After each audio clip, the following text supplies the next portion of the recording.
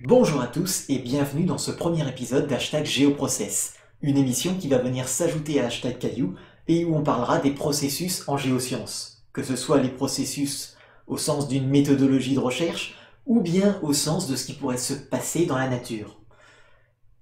Aujourd'hui, on va commencer par ce second cas puisqu'on va parler des latérites. Si vous vous souvenez bien, je vous avais promis une vidéo sur les latérites dans l'épisode sur la bauxite d'Hashtag Caillou. Et bien à partir d'aujourd'hui, voilà, la promesse sera tenue. Donc on commencera par évoquer l'hydrolyse et l'érosion, avant de s'attaquer plus particulièrement à la formation des sols et au cas particulier des latérites. En guise de bonus, ce sera quelque chose de typique d'Hashtag Géoprocess, je vous proposerai aujourd'hui une discussion sur les sols tropicaux et l'agriculture. Donc ce sera l'occasion d'aller un petit peu plus loin et de sortir du cadre de la géologie pure. Donc sans plus attendre, on commence. L'érosion peut être de deux types. Elle peut être mécanique, comme un glacier qui rabote la glace, ou bien chimique, comme la pluie qui tombe sur le calcaire et le dissout. Elle peut également se caractériser en fonction du vecteur qui la cause. Par exemple, la chaleur, ou encore le vent, ou, et c'est le cas qui nous intéresse aujourd'hui, l'eau. En effet, l'hydrolyse, c'est tout simplement l'érosion chimique par l'eau. L'action de l'eau qui dissout progressivement les éléments de la roche et emporte ce qui peut être dissous et emporté. Le reste restant en place et formant un résidu. C'est par ce principe qu'on forme la plupart des sols. Tout simplement, prenons le cas d'une orthose. Si vous rajoutez de l'eau, on va se retrouver à terme avec de la gypsite, mais avec tout un tas d'étapes intermédiaires. L'orthose, c'est un minéral qui est dans la roche initiale. La gypsite, c'est une argile résiduelle qui va composer par exemple certains sols, surtout les sols latéritiques. Pour expliquer un petit peu plus en détail, en gros, vous avez votre eau initiale qui va dissoudre la roche en laissant derrière elle un de ces hydrogènes qui va venir s'ajouter au constituant local et va emporter certains éléments sous forme d'ions. On va ainsi avoir une solution de lessivage qui va être composée d'OH-, la phase on va dire liquide qui remplace, qui est issue de l'eau initiale, et d'ions positifs du coup, comme par exemple du potassium, K+. Les éléments qui du coup ne vont pas être facilement emportés dans ce genre de solution, ou qui vont être trop lourds pour que l'eau puisse les emporter facilement, vont rester et vont former de nouveaux éléments qui donneront par exemple la gypsite. Et c'est par ce processus d'hydrolyse des roches qu'on va former en fait nos sols. Quand vous voyez des sols autour de vous, le stade 0, c'est tout simplement ça. Après, il peut y avoir une évolution qui va être plus ou moins importante selon les régions, grâce au vivant, grâce à la végétation, etc.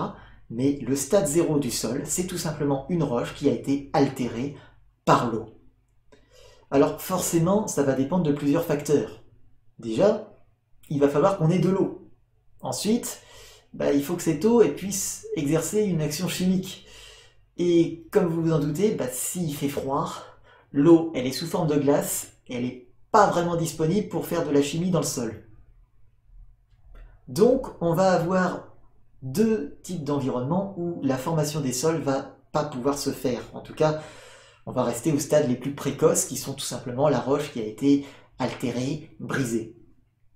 Ça va être les régions polaires et les régions, disons, désertiques chaudes, comme par exemple le Sahara. Alors évidemment, vous allez me dire, mais c'est quoi le lien entre cette histoire d'hydrolyse et la latéritisation? Je croyais que c'était une vidéo où on avait parlé de la latéritisation. Justement, l'hydrolyse et la latéritisation, c'est la même chose, ou plutôt la latéritisation est un cas particulier, le cas le plus extrême de l'hydrolyse. Parce que l'hydrolyse, ça va dépendre de plusieurs facteurs, à commencer par la chaleur et par la présence d'humidité. Parce que, vous allez savoir pourquoi on ne peut pas faire d'hydrolyse, autrement dit, une réaction avec de l'eau, s'il n'y a pas d'eau. Donc forcément, dans les régions désertiques où la pluviométrie est extrêmement faible, ça ne va pas vraiment être possible de faire de l'hydrolyse. Que ce soit les déserts chauds, comme le Sahara, ou les déserts froids, comme les régions polaires.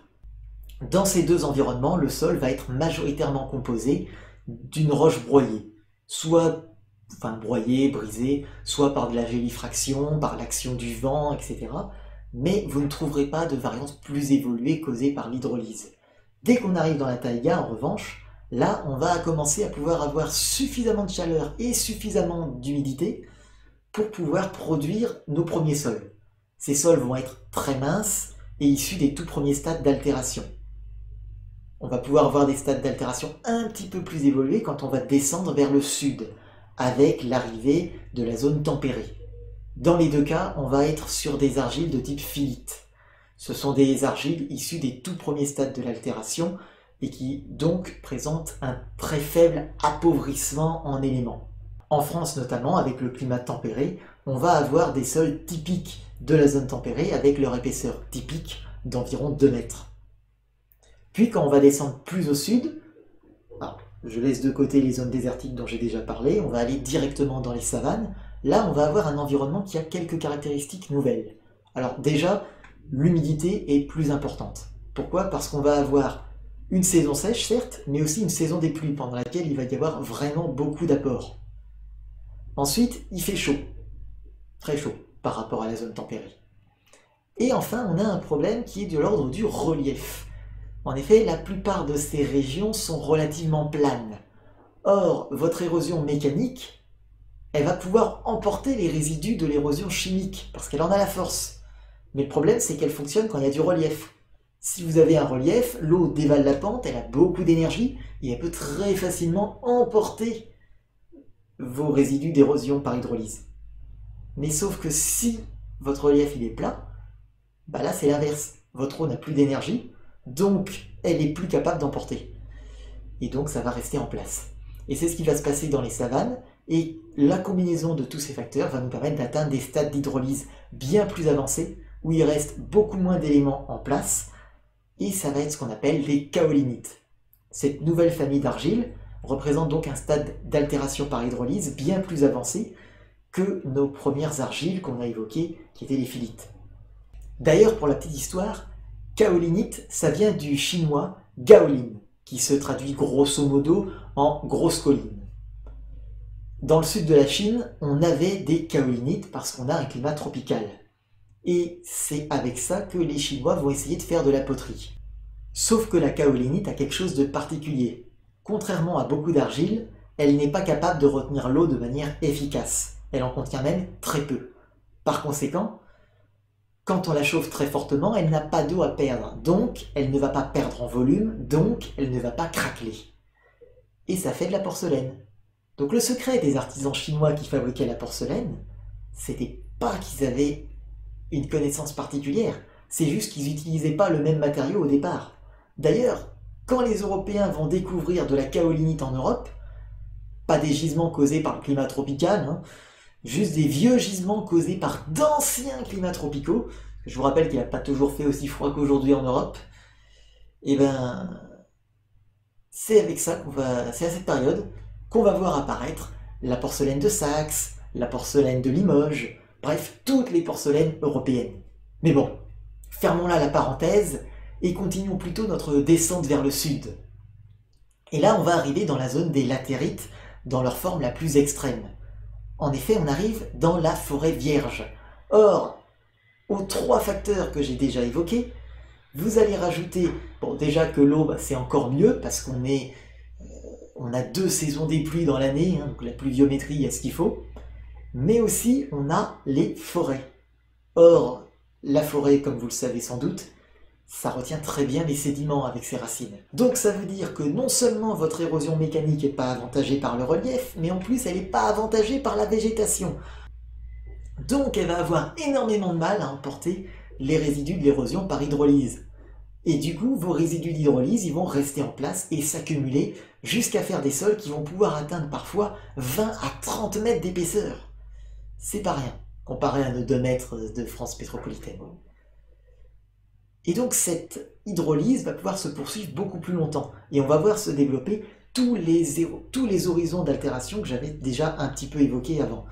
En gros, vous allez avoir votre roche-mère, puis votre roche-mère qui a été altérée, puis votre roche-mère qui va commencer à se mélanger avec les premières argiles d'altération, jusqu'à ce qu'il n'y ait quasiment plus que des argiles d'altération, puis vous allez avoir toute une gamme d'argiles, qu'on va notamment appeler les argiles bariolées, puis vous allez arriver dans la cuirasse latéritique, qui va être un encroûtement métallique, et puis vous allez arriver dans la kaolinite, puis un mélange de kaolinite et de gibbsite.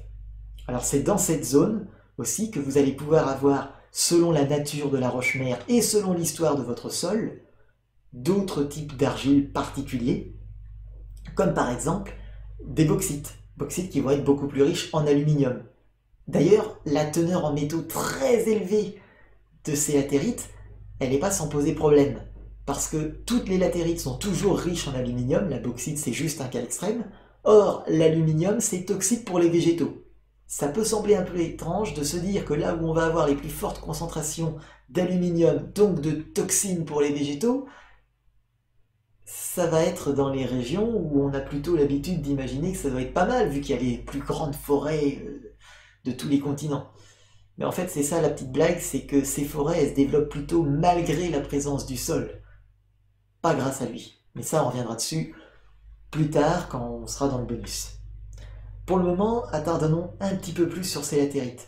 Donc ces latérites vont avoir un intérêt économique non négligeable, parce qu'elles vont pouvoir être très riches en tout un tas de métaux, notamment avec les bauxites, l'aluminium.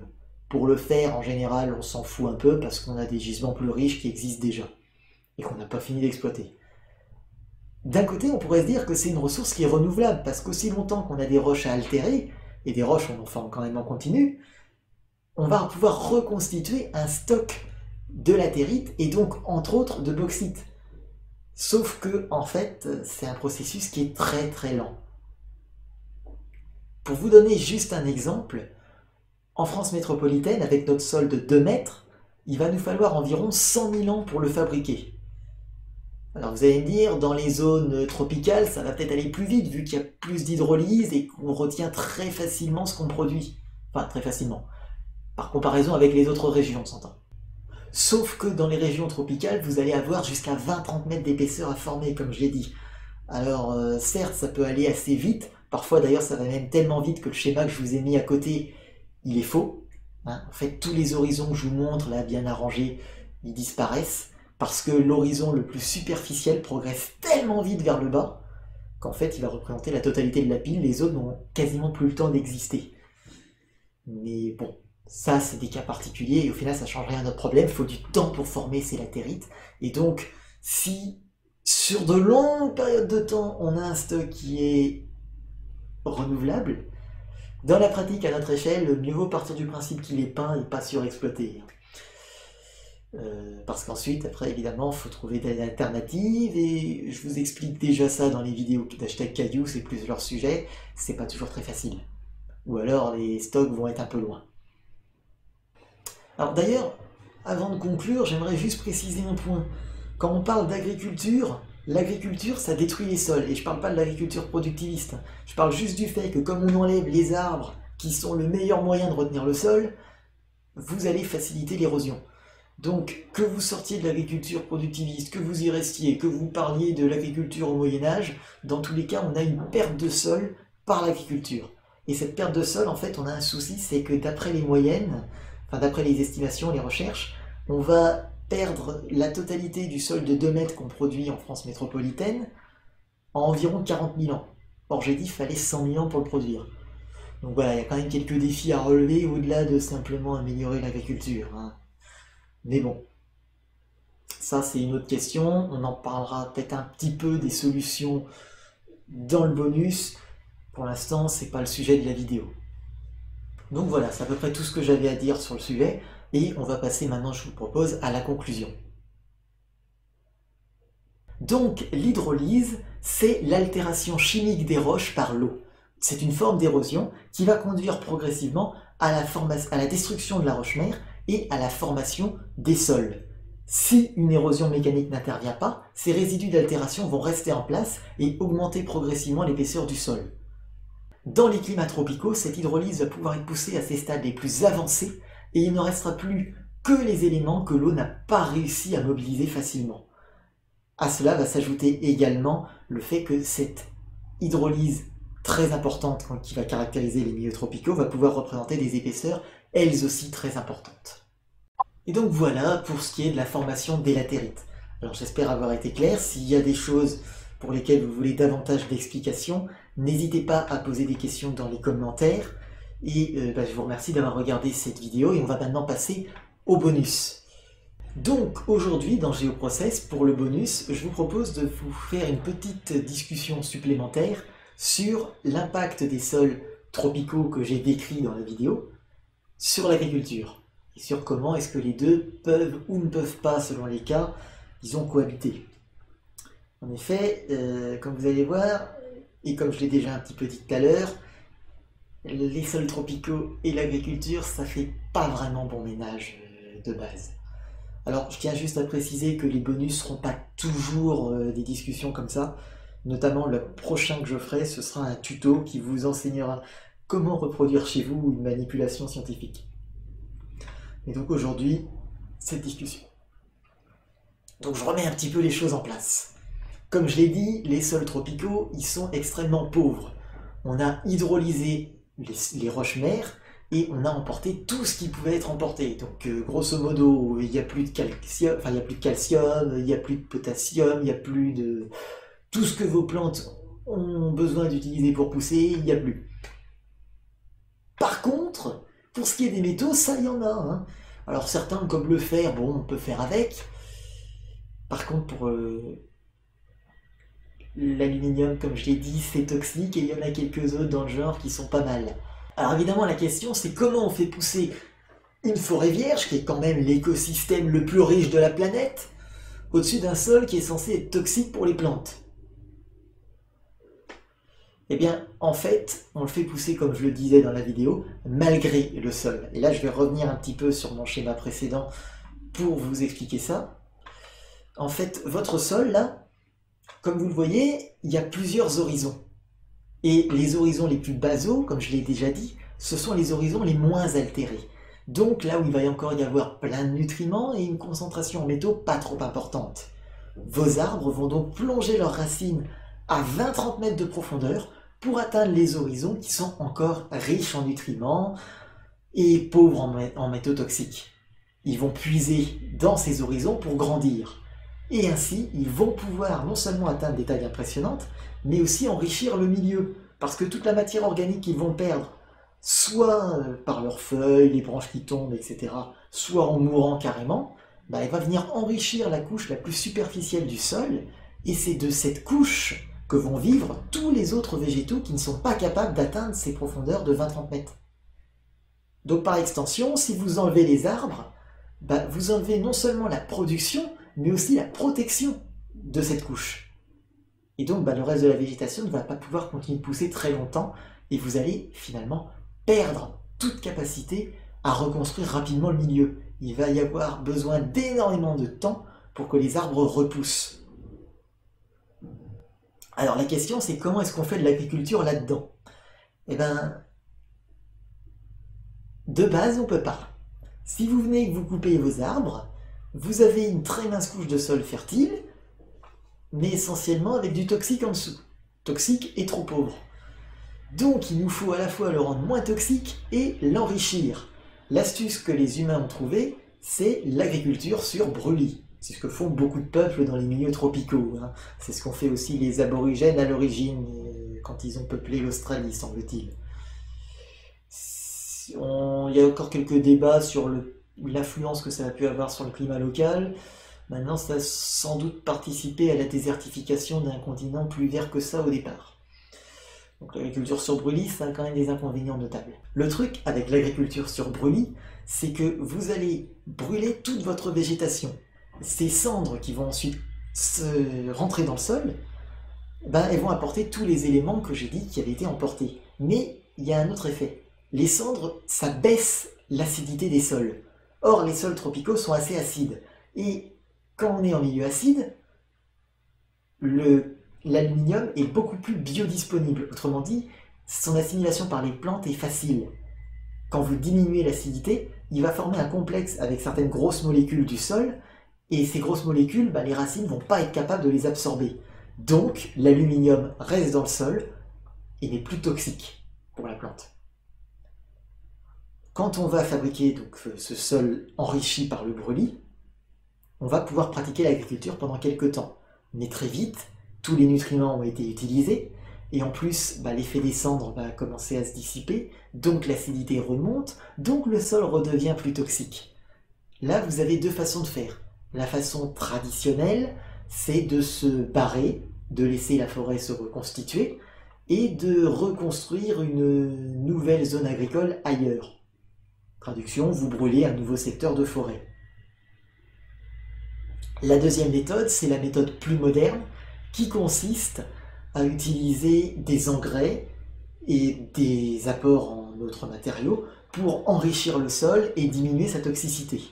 L'inconvénient, c'est que du coup, votre écosystème agricole, il est sous perfusion. Il n'existe que parce que vous continuez perpétuellement de lui apporter des éléments venus d'ailleurs. Dans la pratique, aucun de ces deux modèles n'est parfaitement sain pour l'environnement. En effet, qu'est-ce que c'est qu'un environnement naturel? Bon, alors là, je vais prendre un peu de temps pour expliquer une définition, parce que vous avez peut-être en tête la définition naturelle au sens grand public. Un champ est naturel? Non, non. Du point de vue des scientifiques, l'environnement naturel, c'est l'environnement qui n'est pas affecté par l'humain. Donc le naturel, c'est l'inverse de l'anthropique. Donc un champ, c'est issu de l'action humaine, c'est un environnement que nous avons façonné et qui va avoir tout un tas de caractéristiques à cause de ça. Généralement, il va y avoir une beaucoup plus faible biodiversité, même dans un champ bio, la biodiversité, je suis désolé, c'est pas celle d'une forêt primaire. Et par extension, vous allez aussi avoir donc un écosystème qui est beaucoup plus fragile, avec plein d'espèces qui ne peuvent pas y survivre. Le champ, quel que soit le modèle agricole, ça n'est pas un milieu naturel, c'est un milieu qui est façonné par l'humain et où seules existent les espèces que l'on tolère et qui nous tolèrent. Mais bref, fermons là toutes ces parenthèses et revenons un petit peu à notre forêt tropicale. Donc, notre environnement qui subit la culture sur brûlis, c'est pas un environnement naturel. Même si c'est au moins un cycle qui peut durer, le fait est que ce qui dure, c'est le fait qu'on revient régulièrement détruire la nature. Bon, alors évidemment, on a des scientifiques qui se sont penchés sur la question, et notamment, il y a eu une thèse que j'ai consultée pour faire cette vidéo. J'aurais voulu la consulter, mais je n'ai pu consulter que quelques articles qui ont été faits en lien avec la thèse. Donc en gros, pour résumer la méthodologie qui a été travaillée dans cette thèse, et je vous mettrai donc les documents que j'ai trouvés en lien dans la description, l'idée c'est de pratiquer une forme, disons, limitée d'agroforesterie. Donc l'agroforesterie, c'est l'idée de cultiver sous un couvert forestier. Alors toutes les plantes s'y adaptent pas, mais pour les plantes qui s'y adaptent, ça permet d'assurer, dans le cas qui nous intéresse, la protection du sol, donc d'éviter son érosion. En plus, la matière organique qu'on peut récupérer avec des branches, des feuilles mortes, etc., on peut en mettre une partie pour faire du compost, une autre qu'on brûle et qu'on va ensuite mélanger au compost, et on répartit tout ça sur le champ en guise d'engrais, ce qui va permettre d'enrichir le sol et de l'amender, donc de compenser les deux inconvénients qu'on a déjà dit un peu précédemment. Le problème, c'est que pour faire du compost dans ce climat-là, faut creuser des cuves, il faut y mettre la matière organique, mais il faut aussi y apporter de l'eau. Or, l'eau, faut déjà aller la chercher pour la population locale, parce qu'il n'y a pas l'eau courante. Donc à ça, maintenant, vous allez ajouter le fait qu'il va falloir aller chercher de l'eau pour le compost. Les gens localement ne sont pas forcément très intéressés. Donc il y a eu des réflexions autour de est-ce qu'on ne pourrait pas installer des machines pour faire ça automatiquement. Évidemment, comme vous vous en doutez, ce genre de machine, ça va coûter de l'argent à des populations qui n'en ont pas forcément. C'est pas forcément une solution facile à mettre en place, ça exige une intervention extérieure, une volonté, et on en revient toujours au même problème, c'est qu'on va basculer dans des problèmes qui vont être de l'ordre de la politique et de l'économie. À ça va bien sûr falloir ajouter des questions parfois d'idéologie. Donc en gros, après, pour généraliser un peu au-delà du cas de Madagascar, si on prend un cas comme par exemple le Brésil, ces solutions sont en partie transférables, voire même plus facilement transférables. Faire de l'agroforesterie quand on a de gros moyens et que ces moyens devraient permettre de la mettre en place, de planter les arbres, d'acheter des machines capables de travailler sous le couvert forestier, voir s'il n'y en a pas sur le marché, de les faire fabriquer, de mettre en place toute la logique pour le compost ou pour d'autres formes d'engrais qui pourraient être récupérés pour enrichir le sol, pour amender avec des cendres, etc., qu'on pourra récupérer, pareil encore, sur de la matière organique qu'on brûle. Il y a pas mal d'options. C'est toujours les mêmes, en fait, ça va être le même genre de logique. L'idée, c'est de trouver une manière d'obtenir nos cendres et notre engrais, notre compost, sans avoir besoin de détruire en permanence le milieu naturel. Mais bon, là on sort du cadre scientifique et on rentre dans quelque chose qui va être beaucoup plus complexe, à la frontière entre plein de domaines, avec une équation qui va être de plus en plus énorme et difficile à gérer. On va s'arrêter là, on a fait le tour de notre sujet qui était l'agriculture en milieu tropical et les défis que ça pose. Et donc voilà, on est arrivé à la fin de ce premier épisode d'GeoProcess. J'espère que ça vous aura plu, j'espère que vous aurez appris des choses. Donc sinon, les formules habituelles de YouTube. Si ça vous a pas plu, n'oubliez pas de laisser un petit pouce rouge. N'hésitez pas à utiliser l'espace commentaire qui est en dessous de la vidéo, à y poser vos questions, à y discuter. Moi-même, s'il y a des renseignements que vous voulez, je regarderai ça et j'essaierai de répondre à vos questions. N'oubliez pas aussi que vous pouvez utiliser cet espace pour me suggérer des vidéos. Je suis tout à fait ouvert aux suggestions. S'il y a une thématique, que ce soit pour #Caillou, pour GeoProcess ou autre qui vous tient à cœur, vous pouvez en parler en dessous. Et donc pour le reste, moi je vais vous dire à une prochaine fois, et d'ici là, puisse votre esprit demeurer vif et votre curiosité dénuée de toute limite.